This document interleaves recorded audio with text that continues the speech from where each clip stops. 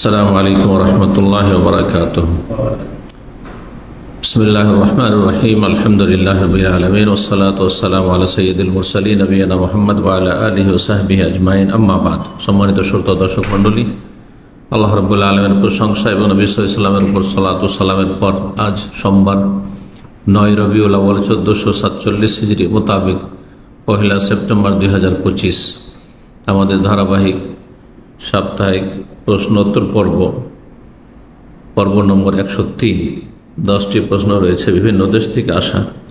আমরা সংক্ষেপে ইনশাআল্লাহ তাআলা সেগুলির উত্তর দেওয়ার চেষ্টা করব। প্রথম প্রশ্ন করেছেন, বলছেন, আসসালামু আলাইকুম শেখ ওয়ালাইকুম সালামতুল্লাহ, বাংলাদেশের আলেমদের তত্ত্বাবধানে গাজার মানুষের জন্য অর্থ সহায়তা পাঠানো হচ্ছে বিভিন্ন মাধ্যমে। বর্তমান অবস্থায় আমি কি সেখানে যাকাতের টাকা দিতে পারবো? যদি গাজার ভাই বোনদের জন্য পাঠান তাহলে যাকাতের টাকা দিতে পারবেন, কিন্তু যাদের মাধ্যমে পাঠাচ্ছেন তারা যেন বিশ্বস্ত হয়, নির্ভরযোগ্য হয়, জি, তাদের আমানত সম্পর্কে আপনি সুনিশ্চিত হবেন। এমনটা না হয় যে গাজার নামে টাকা পয়সা নিল, কিন্তু সেটা নিজেদের সেখানেই হয় ব্যক্তি স্বার্থে রেখে নিল অথবা তাদের প্রতিষ্ঠানের স্বার্থে রেখে নিল। অনেকে হয়তো নিজের ব্যক্তি স্বার্থে নিজের সংসারে লাগাবে না, কিন্তু নিল গাজার নাম করে আর নিজের প্রতিষ্ঠান চালাচ্ছে, সেখানে সেই টাকা ব্যবহার করলো, সে আমানত খেয়ানত করলো, হারাম কাজ করলো। এই জন্য সতর্ক সাবধান।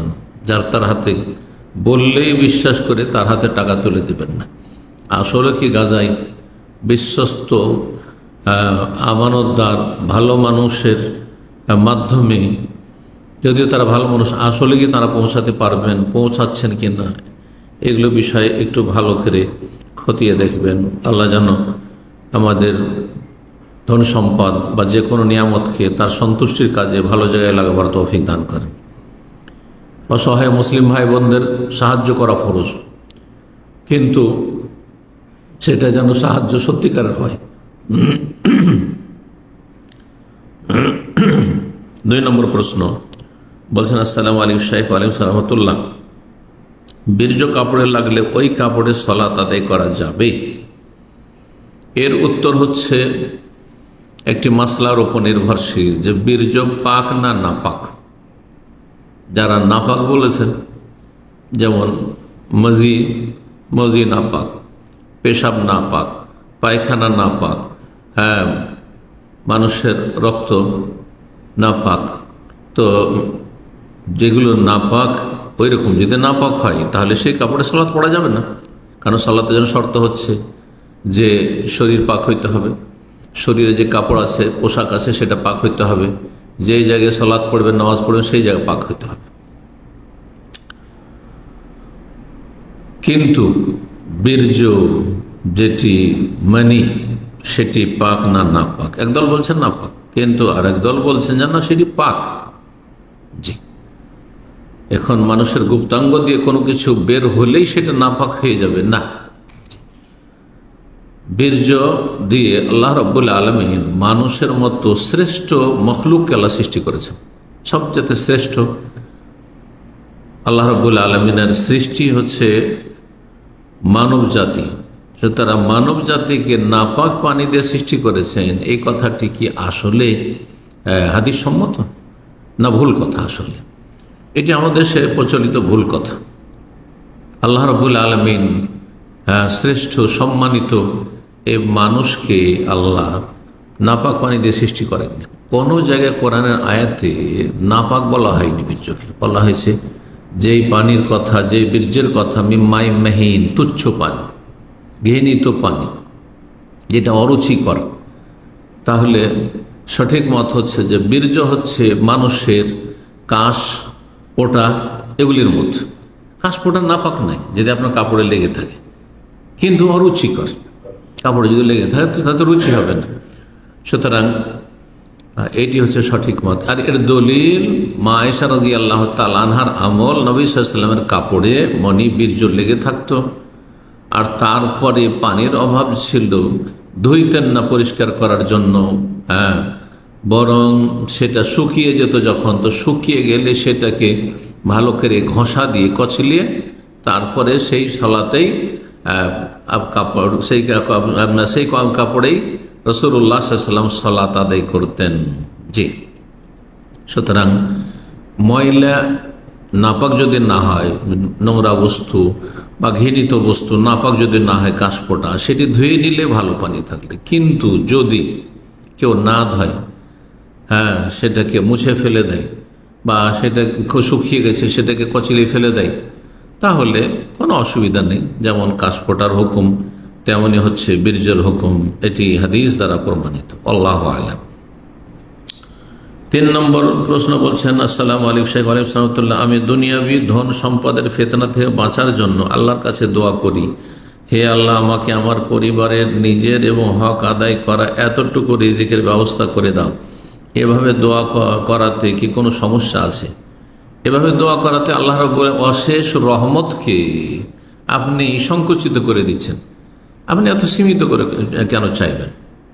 কোরআনের মেলা দোয়া আছে বরকত চাওয়ার জন্য, রিজিক চাওয়ার জন্য, হাদিসের দোয়া রয়েছে। কিন্তু আপনি আল্লাহ আমাকে বেশি দিও না, এতটা দিও যাতে আমার সংসার চলে যায়, এভাবে সীমিত করে কেন চাইবেন? আল্লাহর রহমত কি কম আছে? আল্লাহর কাছে কি তার অনুগ্রহের রহমত বরকতের অভাব আছে? তো কেন সীমিত করে চাইবেন? তবে এই দোয়া অবশ্যই করতে হবে, আল্লাহ এই ধন সম্পদ যা দেবে তুমি তোমার সন্তুষ্টির কাজে লাগাবে তৌফিক দাও। এটা দিয়ে যেন গুনাহ না হয়, পাপ করে যেন উপার্জন না হয়, আর পাপের জায়গায় যেন খরচ না হয়, পয়সা হয়ে যেন অহংকারী না হয়ে যায়, আমি যেন পাপে লিপ্ত না হয়ে যাই, বিভ্রান্ত না হয়ে যায়। পয়সা আমার জন্য ফিতনার কারণ করে দিও না, ওয়ালা তাজালিদ দুনিয়া আকবার হাম্মান। এই জন্য কোরআনে দোয়া করুন আপনি, রব্বানা আতিনা ফিদ দুনিয়া হাসানা ওয়া ফিল আখিরাতি হাসানা ওয়া কিনা আযাবান্নার। আল্লাহ দুনিয়ার কল্যাণ দান করো, ভালাই দান করো, আর আখিরাতের কল্যাণ দান করো, জাহান্নামের আযাব থেকে রক্ষা করো। এইভাবে দোয়া করবেন। কিন্তু আল্লাহর কাছে চাওয়ার ক্ষেত্রে আপনি সীমিত করবেন না। যদি আপনার জন্য আল্লাহ কল্যাণ চান, আল্লাহ জানছেন ভালো যে আপনাকে বেশি পয়সা দিলে আপনি ভালো মানুষ থাকবেন নাকি বিভ্রান্ত হয়ে যাবেন। যদি পয়সা আমার জন্য ফিতনার কারণ হয়, গুমরাহের কারণ হয়, আল্লাহ তুমি পয়সার ফিতনা থেকে বাঁচিয়ে রাখি আমাকে। আর যদি পয়সা দিয়ে, ধন সম্পদ দিয়ে আমি তোমার সন্তুষ্টির কাজ করতে, ইসলামের খেদমত করতে পারি, মানুষের উপকার করতে পারি, তাহলে পয়সা আমার মুঠে দিও, আমার অন্তরে দিও না। মানে অন্তর যেন আসক্ত না হয়ে যায়, পয়সার গোলাম হয়ে যাবেন না। জি, নবী সাল্লাল্লাহু আলাইহি ওয়াসাল্লাম একটি হাদিস রয়েছে, আবু দাউদ, তিরমিজি, নাসাই, বিভিন্ন হাদিস থেকে, মুসনাদ আহমদ, হাদিসটি সহিহ। এক বেদুইন সাহাবী আসলেন মসজিদের, নবী সাল্লাল্লাহু আলাইহি ওয়াসাল্লাম বসেছিলেন। মসজিদ নবীতে 2 রাকাত সালাত পড়লেন, আর পড়ার পরে দোয়া করেছেন, আল্লাহুম্মা আরহামনি ওয়া মুহাম্মাদান ওয়া লা তারহাম মানা আহাদান। নবী সাল্লাল্লাহু আলাইহি ওয়াসাল্লাম তার সাথে ভালো আচরণ করেছেন, নরম ভাষায় কথা বলেছেন, আকৃষ্ট হয়েছে, মুগ্ধ হয়েছে সে দোয়া আর সাহাবায়ে কেরাম থেকে হয়তো ততটা পায়নি আপ্যায়ন বা মূল্যায়ন। তখন সে দোয়া করছে, আল্লাহুম্মা আরহামনি ওয়া মুহাম্মাদান, আল্লাহ আমার ওপর আর মুহাম্মদ সাল্লাল্লাহু আলাইহি ওয়াসাল্লামের ওপর তুমি রহম করো, ওয়ালা তারহাম মানা আহাদান, আর আমাদের এই 2 জন ছাড়া অন্যদের উপর তুমি রহমত করিও না। কত বেদুইন না অসভ্য, যে আল্লাহ এরাকে রহমত দিও না, তুমি আমাকে আর আমার নবীকে দাও, বাস। রাসূলুল্লাহ এই দোয়া শোনার পরে বললেন যে শোনো, তুমি তো ভুল কাজ করলে, লাকাদ তাহাজ্জারতা ওয়াসিয়ান, আল্লাহর প্রশস্ত রহমতকে তুমি সংকীর্ণ করে দিলে, সীমিত করলে। আরে সবাইকে যদি আল্লাহ রহমত দেয়, তো তোমার কি আল্লাহ ঘাটতি করে দেবে যে তুমি তোমার এবং নবীর সাথে তুমি সীমিত করে দিলে? এমনটা করবে না। 4 নম্বর প্রশ্ন বলছেন, আসসালামু আলাইকুম শাইখ ওয়া রাহমাতুল্লাহ, গত 2 মাস ধরে আমার স্ত্রী বাপের বাড়ি চলে গেছে। আমাদের একটা শারীরিক ও মানসিক প্রতিবন্ধী বাচ্চা আছে। আল্লাহ সহজ করুন, প্রতিপালন। আল্লাহ আপনাদেরকে সবর করে নেকির আশায় এই প্রতিবন্ধী মানুষ করার তৌফিক দান করেন এবং উত্তম প্রতিদান দান করেন দুনিয়া আখিরাতে। সে আমার সাথে সংসার করবে না বলে গেছে, কিন্তু সে খোলা তালাক নিচ্ছে না, কারণ তাহলে তো টাকা পাবে না। আল্লাহ হেদায়েত করুন। ও চায় আমি যেন তাকে তালাক দিই। এখন আমাকে যে সে বাধ্য করছে তালাক দিতে, না, আপনি বাধ্য না। যদি মনে করেন যে না, আমার তালাক দেওয়ার প্রয়োজন নেই, তাকে রাখা যাবে শরীয়তে, সে নামাজি, সে পর্দা করে, রাখা যাবে, আর সে থাকতে চায় না, তো সে খোলা নিক, যাতে করে আপনাকে মোহর দিতে না হয়। জি, কিন্তু যদি আপনি তালাক দেন তার দোষ ত্রুটির জন্য, তাহলে আপনাকে মোহর দিতে হবে। তো বলছেন যে আমি কি গুনাহগার, বলছেন যে ও চায় আমি যেন তাকে তালাক দিই, এখন আমাকে যে সে বাধ্য করছে তালাক দিতে, তাকে যদি আমি টাকা না দিই আমি কি গুনাহগার হব? কারণ সে যদি 5 ওয়াক্ত নামাজ পড়তো, পর্দা করতো, আমার পরিবারের সাথে ভালো ব্যবহার করতো, তাহলে আমি তার সাথে থাকতাম। তাহলে বোঝা যাচ্ছে আপনিও তো রাখতে চান না। শেষ কথায় বোঝা যাচ্ছে আপনি তাকে রাখতে চান না, কারণ সে 5 ওয়াক্ত নামাজ পড়েন না। আর 5 ওয়াক্ত নামাজ না পড়লে রাখা জায়েজ নয়।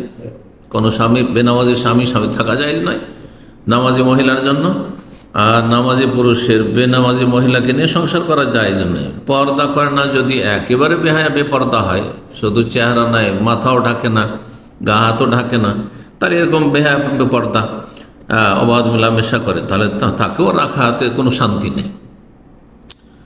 তো যদি আপনি তালাক দেন তাহলে আপনাকে মোহর দিতেই হবে। আপনি তালাক দিতে বাধ্য না, যদি রাখার মতো শরীয়তের দৃষ্টিতে সুযোগ থাকে তো রাখবেন, এটাই ভালো। তালাকের চাইতে অনেক ভালো দাম্পত্য জীবনকে এগিয়ে নিয়ে যাওয়া। কিন্তু যদি আপনি তালাক দেন তাহলে মোহর অবশ্যই দিতে হবে, ফরজ, যেহেতু আপনি তাকে হালাল করেছেন। যদিও সে বেনামাজি হয়, সেজন্য তালাক দিচ্ছেন, কিন্তু আপনাকে মোহর দিতে হবে। আপনাকে মোহর দিতে হবে কেন? বেমাস্তাহলাল তামিন ফারজিহা, তার লজ্জা স্থান আপনি হালাল করেছেন, ভোগ করেছেন। কিসের বিনিময়ে? মোহরের বিনিময়ে। 5 নম্বর প্রশ্ন বলছেন, আসসালামু আলাইকুম। আমার বাড়ি ও আশেপাশে অনেক মহিলারা থাকে, চাচি, মামি, ভাইয়ের বউ, খালাতো, মামাতো বোন, প্রতিবেশী। ওড়না দিলেও চুল, গলা, হাত পা অনেকটা খোলা থাকে। আল্লাহ হিদায়াত করুক এসব বেহায়া মহিলাদেরকে। মুসলিম মহিলা এমনটা হওয়া উচিত নয়। আমি নামাজে যাওয়ার পথে কিংবা ঘরে থাকলেও চোখ চলে যায়। কেন চোখ যাবে? চোখ নিচে রাখেন। এই অবস্থায় একজন মুসলিম যুবকের চোখের পর্দা কিভাবে হওয়া উচিত? চোখের পর্দা মানে কি আপনি চোখ ঢেকে নেবেন, চোখ বেঁধে অন্ধের মতো চলবেন নাকি?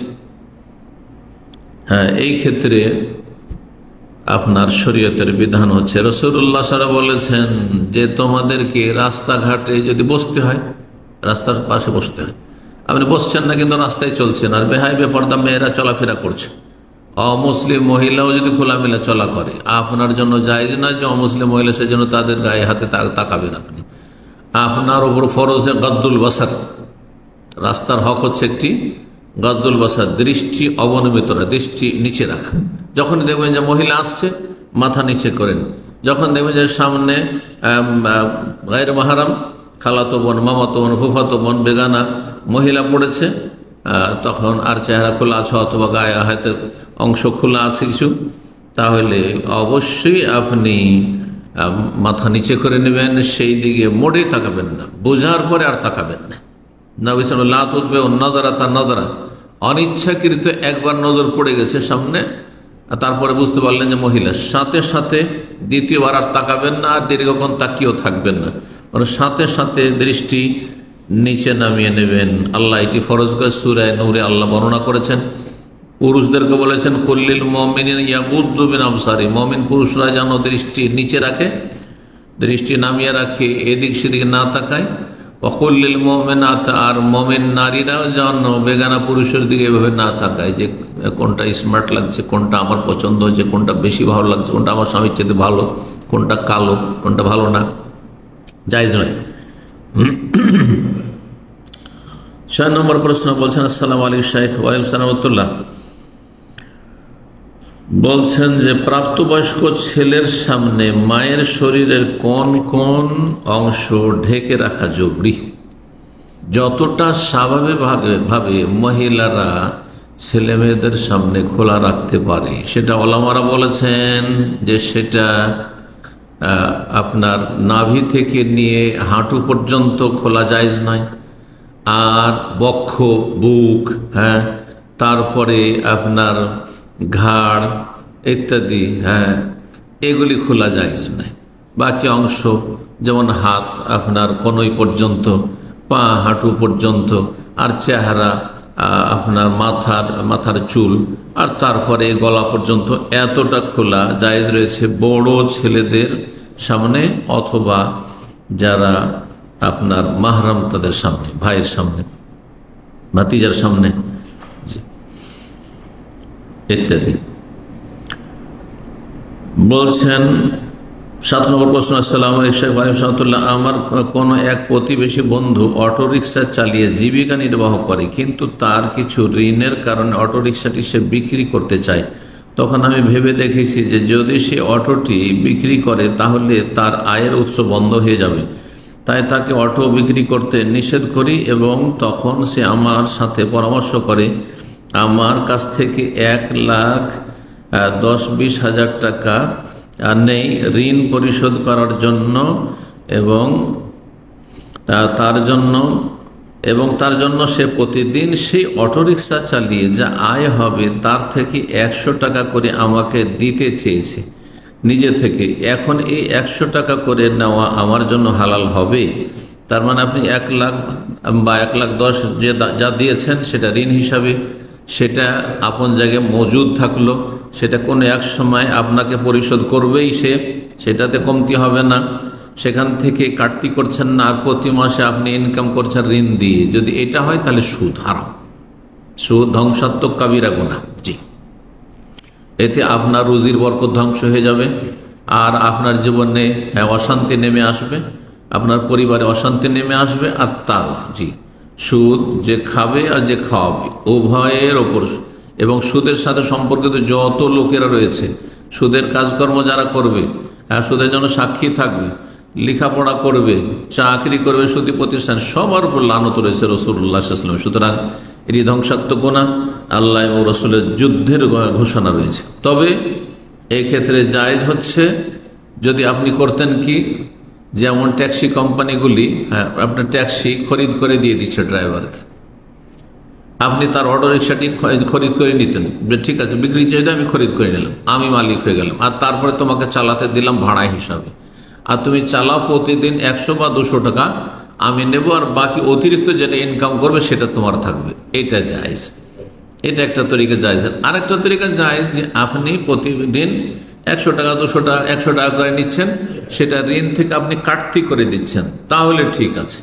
কিন্তু আপনার ঋণের টাকা যতটা সেটা আপন জায়গায় বহাল থাকলো, আপনি একসময় তার কাছ থেকে বলবেন আপনার কাছে টাকা পাবো, টাকাটা দেন 1,10,000 20,000, আর আপনি মাসের মাস 100 টাকা করে খেতে থাকলেন, এটা হারাম, এটা সুদ।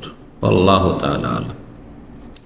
8 নম্বর প্রশ্ন বলছেন, আসসালামু আলাইকুম। আমি কি আমার পরিবারকে অনুরোধ করতে পারবো আমার মৃত্যুর পর আমাকে যেন কাফনের কাপড় না পরায়, আমি যে কাপড়ের সালাত আদায় করি সেটা দিয়ে আমাকে কবর দেই, এটা জায়েজ হবে? প্রথম কথা, যে কাপড় দিয়ে আপনি সালাত আদায় করেন সেটার যে বিশেষ কোনো বরকত আছে, আর কাফন হইলে ওটাতে বেশি বরকত হয়ে যাবে, এমন ধারণা ভুল ধারণা, কোনো প্রমাণ নেই, কোনো তাবারক বলে কিছু নেই ওতে। কিন্তু যদি আপনি মনে করেন যে আমাকে এই কাপড়ে কি করিও, কাফন দিও, তো জায়েজ আছে। কোন একটা কাপড় আপনি দিলেন, বলে এইটাতে আমাকে করিয়ে ওসিয়ত, তাহলে জায়েজ আছে। কিন্তু আপনি মনে করবেন না যে এটা দিয়ে নামাজ পড়েছি, বা এই কাপড়টা দিয়ে এহরাম বেঁধেছিলাম, উমরা করেছি, হজ করেছি, সেই জন্য এইটা দিয়ে আপনার আমাকে কাফন দিলে আমার কবর আযাব হালকা হবে, অথবা এতে আমার বরকত হবে, তাহলে এটা বেদাতে ধারণা, এটি জায়েজ নয়।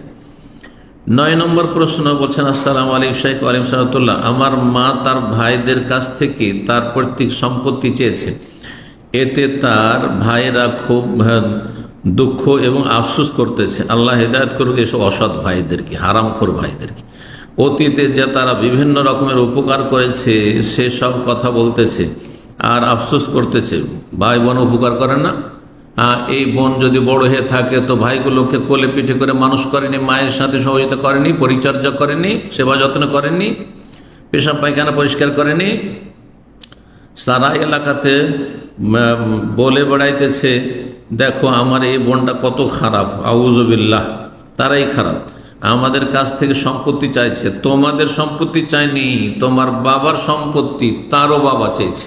জি, তোমার বাবার সম্পত্তি তোমাদের যেমন অধিকার আছে, তেমনি মেয়েরও তার বাবার সম্পত্তিতে তার অধিকার আছে। পার্থক্য এতটুকু যে আল্লাহ তুমি ছেলে সন্তান হিসেবে তোমাকে দ্বিগুণ দিয়েছেন, আর মেয়ে সন্তানকে এক গুণ দিয়েছেন প্রতিটি সম্পদে। সেটা ভিটে মাটি হোক, ভিটে মাটির বাড়ির ইট হোক, টিন হোক, একটা খড় হোক, হ্যাঁ, আর যে কোনো গাছপালা হোক, আম বাগান হোক, অন্য কোনো গাছ হোক। জি, গাছ যদি দুটো আপনি পান তাহলে একটি আপনার বোন পাবে।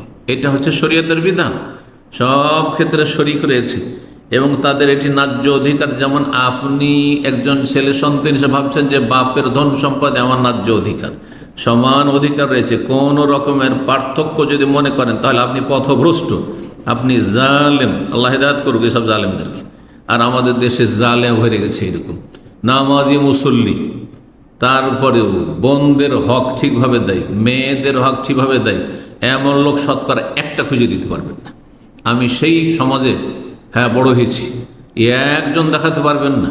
বড়ই তাহাজ্জুদ গুজার, কিন্তু মেয়েদের যথাযথ সমস্ত ধন সম্পদে ভাগ দিচ্ছে, ভিটে মাটি থেকে শুরু করে গাছপালা সব কিছুতেই, ব্যবসা বাণিজ্য, দোকানপাটে। এমন লোক খুঁজে পাওয়া আমাদের সমাজে বিরল। সুতরাং জান্নাতে কি আপনি শুধু নামাজ দিয়ে যেতে পারবেন এত সহজ মনে করছেন? এই সহি আকীদার দাবি করে যেতে পারবেন আপনি? কখনো পারবেন না, কখনো পারবেন না যদি বান্দার হক আপনি নষ্ট করেন। আল্লাহ বুঝার তৌফিক দান করেন, হেদায়েত দান করেন। বলছেন যে শেখ, আমার মায়ের কাজটা কি আসলে খুব বড় ধরনের ভুল হয়েছে? কোনো ভুল হয়নি, বরং আপনার মাকে বলবো, আপনাদের বলবো যে সে তার পূর্ণ হক আদায় করে নিবে। সোজা আঙ্গুলে হলে ঠিক আছে, আর না হলে বিচার সালিস, সামাজিক বিচার সালিসের মাধ্যমে যদি হয় তো তাও ঠিক আছে, আর না হলে আইনের আশ্রয়, আদালতের আশ্রয় নেবে, আর ন্যায্য অধিকার পুরোপুরি আদায় করে নেবে। এরকম পরিস্থিতি আমার মায়ের করণীয় কি এবং ইসলামের বিধান কি? যেমনটা বললাম, ন্যায্য অধিকার তার রয়েছে, পুরো হক সে আদায় করবে যেইভাবে সম্ভব। জি, 10 নম্বর প্রশ্ন।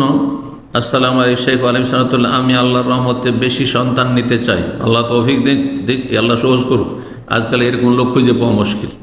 সন্তানের ক্ষেত্রে একটা দুটার বেশি নিতে চায় না, কিন্তু পয়সার ক্ষেত্রে পেট জাহান্নাম হয়ে যাচ্ছে। গোটা দুনিয়া দিয়ে দিল বলে আর এক দুনিয়া দরকার। এক সন্তান থেকে আরেক সন্তানের মধ্যে কত দিন বা কতটুকু ব্যবধান রাখা যেতে পারে যাতে মোটামুটি সব দিক থেকে ভালো হয়? আর এই বিরতিকালীন সময় কোন পদ্ধতি অবলম্বন করা যেতে পারে?